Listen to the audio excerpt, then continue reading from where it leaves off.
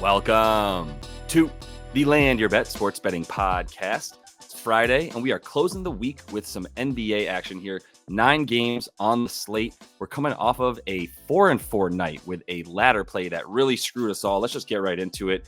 I have to apologize, I guess, because Vince Williams did not come, and I had 1.75 units on him. Put him out as the best bet of the day as well, for those of you who are following along. And as you all well know, he did not hit any of those things. He had 10 points. He didn't get the points or rebounds as well. He had 7 boards, had a 3 at the end that really would have helped us, gotten us a lot of units back if he had hit that 3 in garbage time. But Triple J took 23 shots. Did not have a high percentage, but got a bunch of points because he took all the shots. So we move on here after this night. Like, if we had just stayed away from the ladder, we still would have been up, but we lose 0.6 units on the week now. I will say as well, we're back to about minus 4.5 units. So dating back to the last 2 weeks, that means we're still up units because we won 6.5 units last week. So we're up 2. If we can win a couple units here with the 5 bets plus some parlays, some plus money bets that I have for you, some same game parlays, etc., we're going to go ahead and get right into that stuff so we can get back up on these units. 17.5 units on the props, minus 8.9 on the sides in total. So I got all props here for you guys in this one, and we're going to look to bump that up to about 20 units plus on the season with this victory that we're going to get here today. Let's kick it off with this same game parlay for the Lakers. We're going with them at an alt line here of minus 4.5. They are up to about minus 7.5 favorites against the visiting Nets, who I have very little respect for right now as a team. Unfortunately, we'll get into that here in a sec. D'Lo, 2+ 3-pointers made, and LeBron, 20+ points, right? All right, so let's look at why here. Brooklyn is allowing a ton of points to point guards. They're really most vulnerable from 2 places on the floor, 2 pretty important places, but it is the top of the key and it's in the corners, right? And so the point guards that are playing at the top of the key, like D'Lo, shooting from above the break and scoring a lot of their points in the mid-range by stepping just inside the 3-point line as well, which is where D'Lo's scoring a lot of his points from. Almost all of them, basically. That's where they're vulnerable from, right? They do not have a very good point of attack defense at all. They really just throw Mikal Bridges on their best player, as well as DFS on their best big player, Claxton on the center, and they go from there. And then everybody else is somewhat of a liability between Dinwiddie and Cam Thomas, etc. So that's why we like D'Lo without a good matchup to defend him. It's at 2.5 threes for him, but he's hitting plenty of those, and he's shooting plenty of those, which is why we like it. Brooklyn allowing the most 3-pointers to point guards as well. And in the last 6 games, D'Lo seems to be auditioning for his trade, and not necessarily because he's gunning for getting traded, but he's getting a lot of minutes. And so the team is really the reason. Darvin Ham, for instance, is the reason that he is getting a ton of minutes. So he's got about 31 minutes per game over his last 6, which is more than the 26 a game that he was getting prior to that. He's at 3.5 made threes on 8 attempts. So a good percentage, but not so good that you're worried about it. It's the volume, the 8 3-point attempts per game, including one game where he only took, I believe, 2 threes in this time period in his last 6. So that skews the fact that he was taking even more than the 8 that we see here on average. If you take away that one game that he did not shoot that many. So like the volume there with him, the way that he shoots and where he shoots from being a place that Brooklyn is so vulnerable.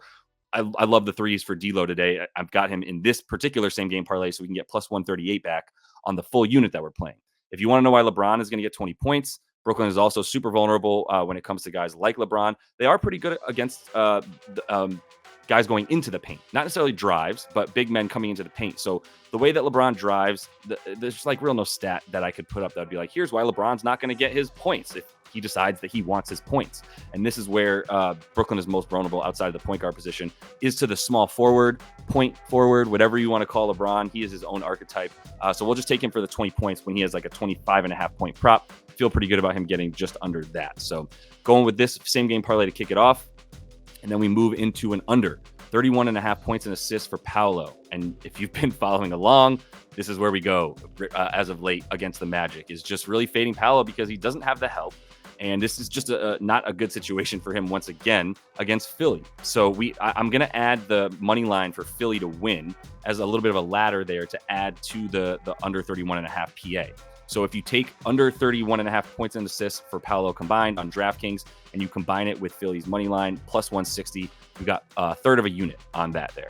He's gone under in 5 straight without Franz since Franz went down 7 games ago, and he has 2 overs in a row, one against Denver, where there was a wild 3-point shooting anomaly that helped him get there, and then the other one against Atlanta, who is terrible, and especially terrible, against power forwards. And they're terrible on defense, I should be specific. The other games here, we also didn't have a ton of Markelle Fultz out. We had a ton of Wendell Carter Jr. out, Jonathan Isaac, and Joe Ingles. They were all out for most of these last 7 games. Now they're back, all of them. And so that's going to definitely eat into Paolo's usage. He's still going to have the ball in his hands a good amount, but he's not going to look like Luka Doncic, where every single offensive set he touches the ball and has the ball in his hands for the majority of those offensive sets. We've got a point guard back now. The points could be there, but I don't like the assist for him.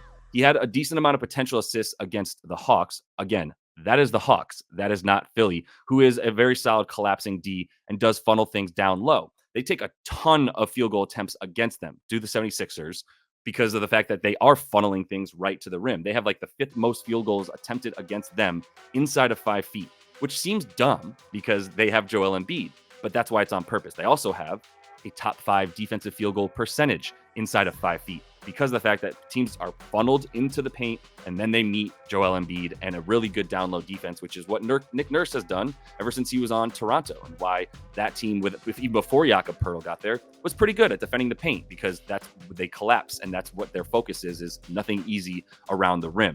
I also don't think he's going to get a ton of free throws. Philly, another great defensive free throw attempt rate where they limit free throws to their opponents. So the fact that Paolo relies on his drives and the fact that he relies on getting inside of the paint to score his points so much, it's just not going to be available for Philly. They're going to force him off the 3-point line. And to be honest, they might give him a few threes more than you might like to see, but he's not going to get enough there to get over the points necessarily. And like I said, the assists, I just don't think it's going to be there. Philly limits assists to everybody because of the fact that they play that collapsing defense with long wings such as Kelly Oubre, Tobias Harris, etc., who are really versatile. So second bet, we like Paolo to go under, and we'll add a little bit there to the money line for Philly because if he doesn't get the points, they're not winning. That's just how it goes.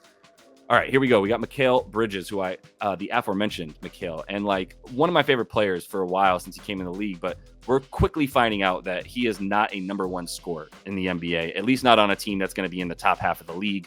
That's for sure. And like, yeah, it's just that. I'll just leave it at that. I have no more caveats for it. Still a solid defender, good jump shooter, can create his own mid-range shot, but just not been there for him this year. And we'll talk about why right now, which is, man, it's just he's attacking the basket more, which is interesting. He's got 6.2 free throw attempts per game, which is a career high. So you would think that he's getting easier shots, but he's not. He's only got 20 points per game, still hasn't proven that he's that good finishing around the rim without, in basically like the 50th percentile when it comes to his field goal percentage when he gets inside of 5 feet. Not very good for a guy that you would want as one of your, a top scorer on a good team. The 20 points per game is alongside 26% from 3 because he's too reliant on the need for a 3. And now this year, even the need to get to the basket. So we're talking about an LA defense that's not going to give that up. They have the 4th best defensive free throw attempt rate. They have a top 10 paint defense, really better than that. But when they've missed a couple games from AD, they went down, whatever, right? Like their paint defense is better than top 10. We'll put it that way.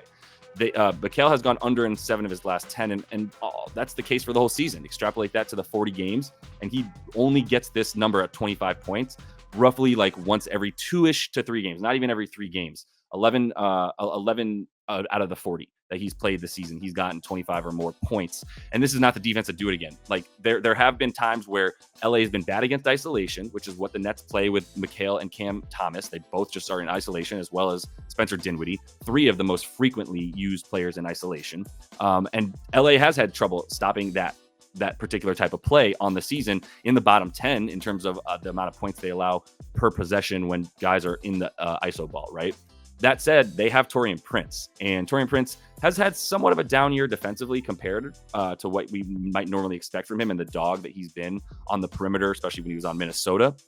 However, he's still a very, very good defender for a guy like Mikal Bridges, right? And so you put a small forward, you can call Mikal Bridges a shooting guard if you want. He's big enough that he's really a small forward, and he plays in the positions of a small forward, out on the wing, a little bit in the corner, but not really, like a scoring small forward. And so with Taurean Prince able to guard him, they at least have one good individual ISO defender, and really not that many else along the wing outside of him, the exception of Rui, who's probably not quick enough to guard Mikal. So we're going to see Taurean Prince on him a lot. And that's why I'm going into bet number 4.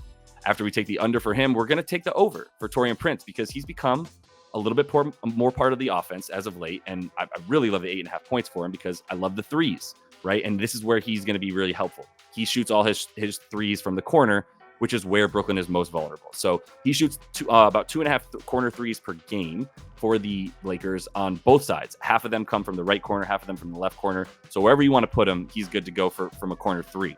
Brooklyn, like I said, third worst defense versus the corner three, giving up a ton of points there. That's why they're so bad against small forwards. You can consider Taurean Prince the small forward. You can consider him the power forward probably. Doesn't matter. He and LeBron are interchangeable. When you're the forward alongside LeBron, you have a specific job. And in this one, it's to go ahead and stop Mikal Bridges as much as possible and hit your open threes, which is what he will find in this one. So that's, like I said, Brooklyn allows a ton of points to small forwards. And because he's going to be guarding Bridges, which was the segue to this part of the bet, we're going to go ahead and assume that he's going to get big minutes. He's been averaging above 30, really about 32 minutes per game over his last 7 or so. So we're going to keep him in there because of the defense, and the minutes have been there. Obviously, Darvin Ham trusts him and loves him as his best 3-and-D player. So we're going to go big with Taurean Prince there for him to get the over 8.5 points. I am going to take a second to remind you to subscribe to that page because I just thought of it. So if you are not yet subscribed, please do so. And if you would like the video, and I will also say jump in the comments because I'm having a good time talking to you. Some people jumped in and said, hey, man, the music comes on really loud at like 16 minutes and it's like annoying. Great. I wasn't really thinking that when I was watching these videos back over. I was just like, oh, okay, I like this music. I didn't assume that you guys thought it was distracting. I thought maybe you wanted a break from my voice. But you're like, yo, I can't really hear what you're saying and I don't get it. So the music's gone. I don't really need it. I appreciate the feedback. Jump in the comments with more. I'm here for it. All right, let's finish this off with the last bet. It's a 3-leg parlay. And I will say, because we've been losing some money, like I don't want to have to rely on going like last week. I was like 18-6 at one point. I don't want to have to rely on that level of winning, right? If you're betting correctly, you should be betting on certain things that are plus units, etc., so that you find ways to make money back so that your record doesn't have to be a bajillion games above 500 to make money, right? So I am going to start looking for a bit more of these plays for you guys and taking a little bit more time. This video is coming out late today because it takes a little bit more time to find parlays, right? Like that's not just something that you can just go in and do. You got to shop those around. Different tools for that, but we'll get into that. So here's one. That's why the video is late, and this better hit so that it makes up for it. The 3-leg parlay, which is plus 193 on DK there, half a unit for Tatum to get 3 threes. We've got Prince to get 2 threes and Embiid to get 25 plus points.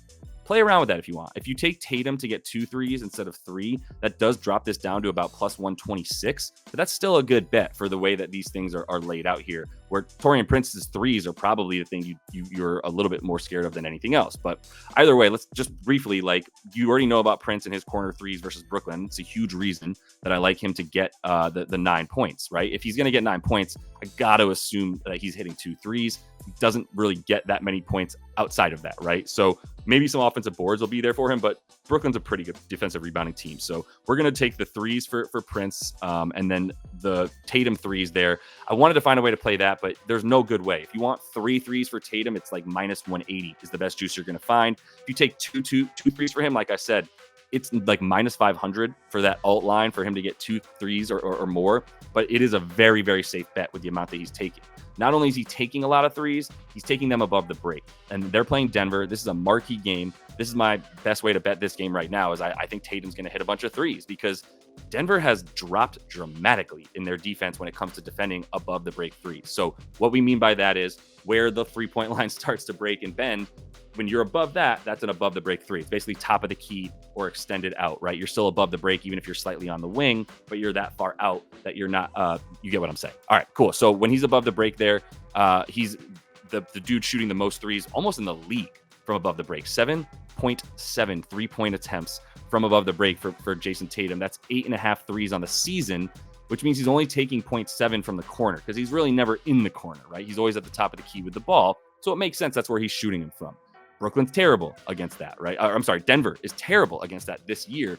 Bottom 4 teams in terms of defending above the break threes. It's wild. Last year, teams didn't even attempt above the break threes against this team. They had like the 5th fewest attempted, the 3rd fewest made, and a top 3 defensive field goal percentage against threes above the break.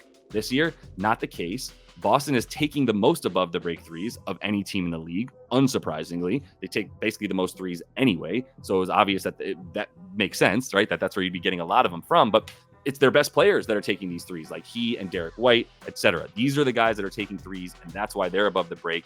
Guys like Jaylen Brown, sometimes in the corner. Papa Al Horford, when he's in, likes a corner three. But even Kristaps, when he comes off the pick and roll, pick and pop, he's above the break. So everybody's shooting that, and Tatum is basically their best dude for that. So we're going to take him to get the 3 threes here. And then Embiid, what are you going to say? You could take him at 30, and I wouldn't tell you not to. He's hit 30 in every single one of his last 10 games. And he's done it like 21 of 27 games or 29 games or so that he's played on the season. He's gotten 30. So if you add 30 of this, you get it up to about like plus 240, plus 250. Happy with that too. Like I said, play around with it, see what you like on the books that you have. But I'm taking him for 25 plus because I still get about 2 to 1 of my money for these 3 things to come through. So let's get it today with these guys to get us back basically a full unit on our half a unit bet there, right? All right, that's all the time we got. Running through these bets, we got that same game parlay with D'Lo 2+3s -4.5 on the alt line for the Lakers, and LeBron to get 20 points or more. Paolo Banchero under 31.5 PA, a full unit on that, plus 0.3 on him to not get that, plus Philly to win the game.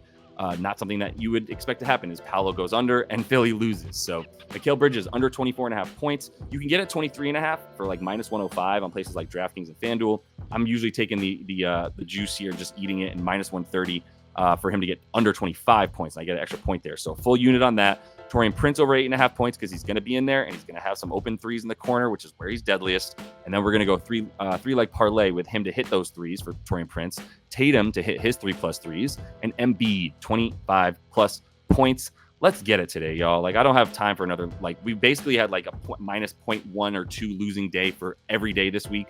Sunday sucked, and then we moved past it. It's just one of those random losing days, but everything else has been right around 500 with like a -$10 if you're playing $100 units, right? So we're going to look to improve on that.